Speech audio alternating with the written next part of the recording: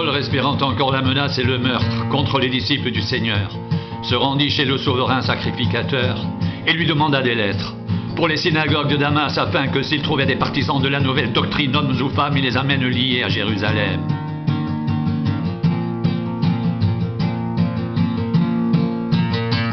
Comme il était en chemin qu'il approchait de Damas, tout à coup une lumière venant du ciel resplendit autour de lui. Il tomba par terre, il entendit une voix qui lui dit « Saul, Saul, pourquoi me persécutes-tu » Il répondit « Qui es-tu, Seigneur » Et le Seigneur dit « Je suis Jésus, que tu persécutes. Il te serait dur de regimber contre les aiguillons. » Tremblant et saisi d'effroi, il dit « Seigneur, que veux-tu que je fasse » Et le Seigneur dit « Lève-toi, entre dans la ville, et on te dira ce que tu dois faire. »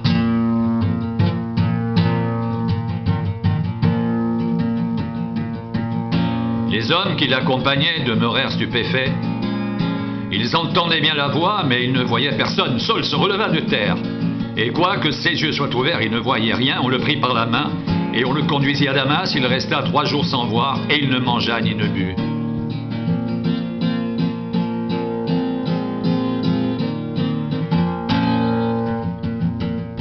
Or, il y avait à Damas un disciple nommé Ananias.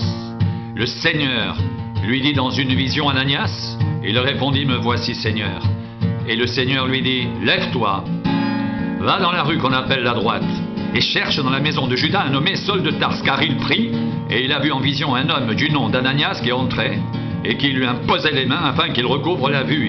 Ananias répondit, Seigneur, j'ai appris de plusieurs personnes tous les maux que cet homme a fait à tes saints dans Jérusalem.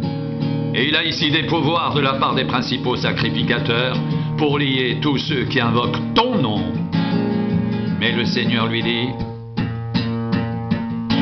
va, car cet homme est un instrument que j'ai choisi pour porter mon nom devant les nations, devant les rois et devant les fils d'Israël. Et je lui montrerai tout ce qu'il doit souffrir pour mon nom.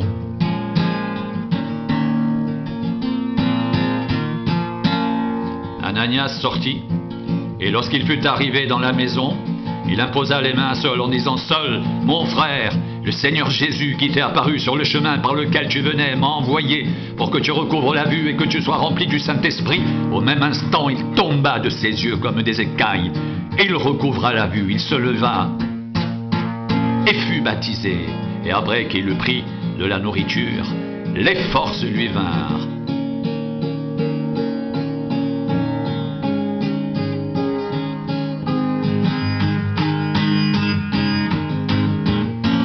Saul resta quelques jours avec les disciples qui étaient à Damas. Et aussitôt il prêcha dans les synagogues que Jésus est le Fils de Dieu. Tous ceux qui l'entendaient étaient dans l'étonnement et disaient, n'est-ce pas celui qui persécutait à Jérusalem ceux qui invoquent ce nom? Et n'est-il pas venu ici pour les amener liés devant les principaux sacrificateurs? Cependant Saul se fortifiait de plus en plus. Et il confondait les Juifs qui habitaient Damas, démontrant que Jésus est le Christ.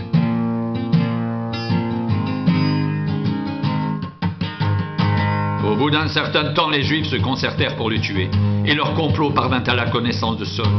On gardait les portes jour et nuit, afin de lui ôter la vie. Mais pendant une nuit, les disciples le prirent et le descendirent par la muraille dans une corbeille.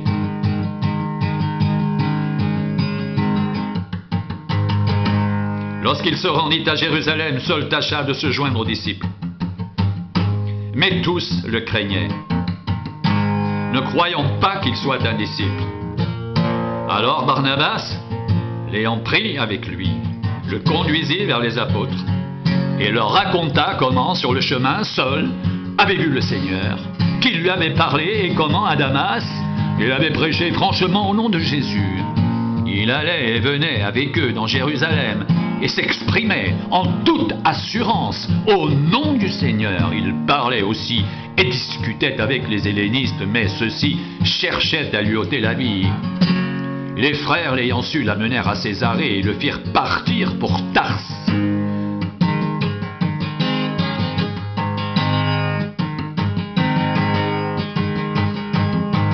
L'Église était en paix dans toute la Judée, la Galilée, la Samarie, s'édifiant et marchant dans la crainte du Seigneur.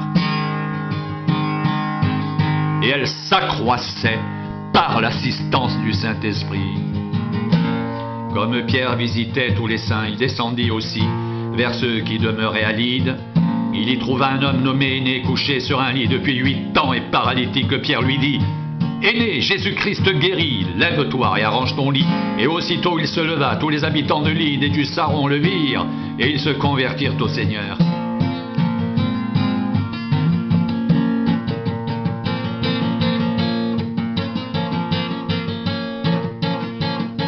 Il y avait à Joppé parmi les disciples une femme nommée Tabitha, ce qui signifie Dorcas. Elle faisait beaucoup de bonnes œuvres et d'aumônes. Elle tomba malade en ce temps-là et mourut. Après l'avoir lavée, on la déposa dans une chambre haute. Comme Lyde est près de Joppé, les disciples, ayant appris que Pierre s'y trouvait, envoyèrent 2 hommes vers lui pour le prier de venir chez eux sans tarder. Pierre se leva et partit avec ses hommes. Lorsqu'il fut arrivé, on le conduisit dans la chambre haute. Toutes les veuves l'entourèrent en pleurant et lui montrèrent les tuniques et les vêtements que faisait Dorcas pendant qu'elle était avec elle. Pierre fit sortir tout le monde, se mit à genoux et pria. Puis, se tournant vers le corps, il dit: Tabitha, lève-toi. Elle ouvrit les yeux. Et ayant vu Pierre, elle s'assit. Il lui donna la main et la fit lever. Il appela ensuite les saints et les veuves et la leur présenta vivante. Cela fut connu de tout Joppé et beaucoup crurent au Seigneur. Pierre demeura quelque temps à Joppé chez un corroyeur nommé Simon.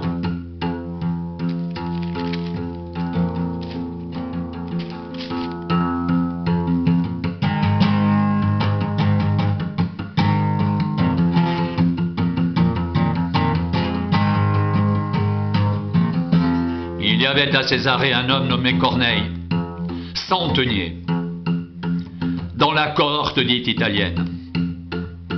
Cet homme était pieux et craignait Dieu avec toute sa maison. Il faisait beaucoup d'aumônes au peuple et priait Dieu continuellement. Vers la 9e heure du jour, il vit clairement dans une vision un ange de Dieu qui entra chez lui et qui lui dit: Corneille. Les regards fixés sur lui, et saisi d'effroi, il répondit: Qu'est-ce, Seigneur? Et l'ange lui dit: Tes prières et tes aumônes sont montées devant Dieu, et il s'en est souvenu. Envoie maintenant des hommes à Joppé, et fais venir Simon, surnommé Pierre. Il est logé chez un certain Simon, corroyeur, dont la maison est près de la mer. Dès que l'ange qui lui avait parlé fut parti, Corneille appela 2 de ses serviteurs et un soldat pieux d'entre ceux qui étaient attachés à sa personne, et après leur avoir tout raconté, il les envoya à Joppé. Le lendemain, comme ils étaient en route et qu'ils approchaient de la ville, Pierre monta sur le toit vers la 6e heure pour prier. Il eut faim et il voulut manger. Pendant qu'on lui préparait à manger, il tomba en extase.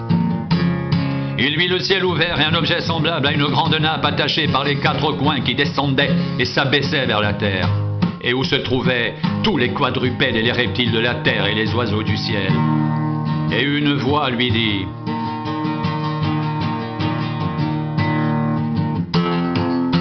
Pierre, tue et mange.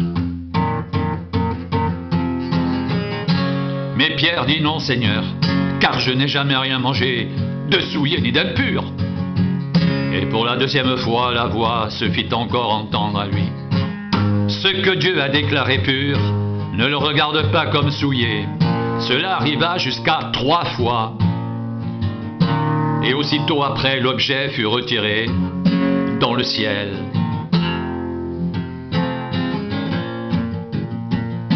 Tandis que Pierre ne savait en lui-même que penser du sens de la vision qu'il avait eue. Voici les hommes, envoyés par Corneille, s'étant mis en quête de la maison de Simon, se présentèrent à la porte et demandèrent à haute voix si c'était là que logeait Simon, surnommé Pierre.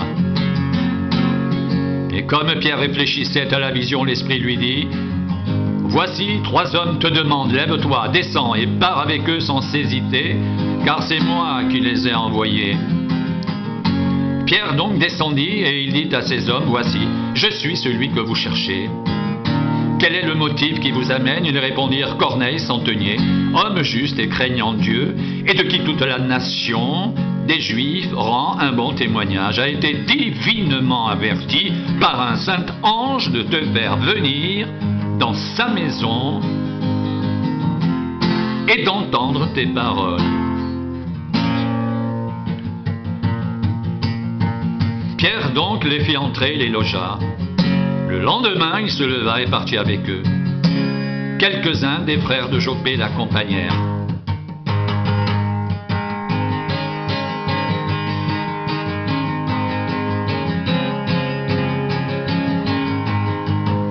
Ils arrivèrent à Césarée le jour suivant. Corneille les attendait et avait invité ses parents et ses amis intimes. Lorsque Pierre entra, Corneille, qui était allé au-devant de lui, tomba à ses pieds et se prosterna. Mais Pierre le releva en disant: lève-toi, moi aussi je suis un homme. Et conversant avec lui, il entra et trouva beaucoup de personnes réunies. Vous savez, leur dit-il, qu'il est défendu à un juif de se lier avec un étranger ou d'entrer chez lui. Mais Dieu m'a appris à ne regarder aucun homme comme souillé et impur. C'est pourquoi je n'ai pas eu d'objection à venir, puisque vous m'avez appelé. Je vous demande donc pour quel motif vous m'avez envoyé chercher.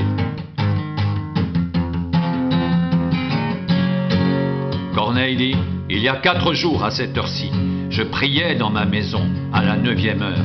Et voici un homme vêtu d'un habit éclatant se présenta devant moi et dit: Corneille, ta prière a été exaucée et Dieu s'est souvenu de tes aumônes. Envoie donc quelqu'un à Joppé et fais venir Simon surnommé Pierre. Il est logé dans la maison de Simon, corroyeur près de la mer. Aussitôt j'ai envoyé quelqu'un vers toi et tu as bien fait de venir. Maintenant donc nous sommes tous devant Dieu pour entendre tout ce que le Seigneur t'a ordonné de nous dire.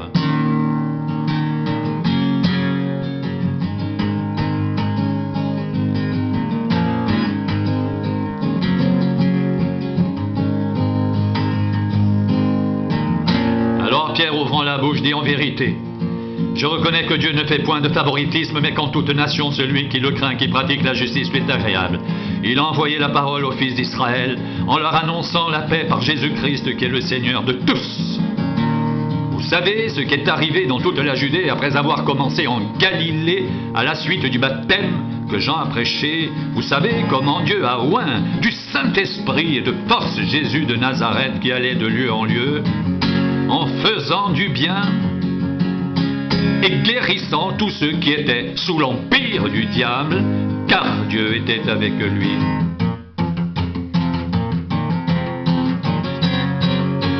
Nous sommes témoins de tout ce qu'il a fait dans le pays des Juifs et à Jérusalem. Ils l'ont tué en le pendant au bois. Dieu l'a ressuscité le 3e jour, il a permis qu'il apparaisse, non à tout le peuple, mais aux témoins choisis d'avance par Dieu, à nous qui avons mangé et bu avec lui après qu'il fut ressuscité des morts. Et Jésus nous a ordonné de prêcher au peuple et d'attester que c'est lui qui a été établi par Dieu juge des vivants et des morts. Tous les prophètes rendent de lui le témoignage que quiconque croit en lui reçoit par son nom le pardon des péchés. Comme Pierre prononçait encore ces mots, le Saint-Esprit descendit sur tous ceux qui écoutaient la parole. Tous les fidèles circoncis qui étaient venus avec Pierre furent étonnés de ce que le don du Saint-Esprit était aussi répandu sur les païens, car ils les entendaient parler en langue et glorifier Dieu.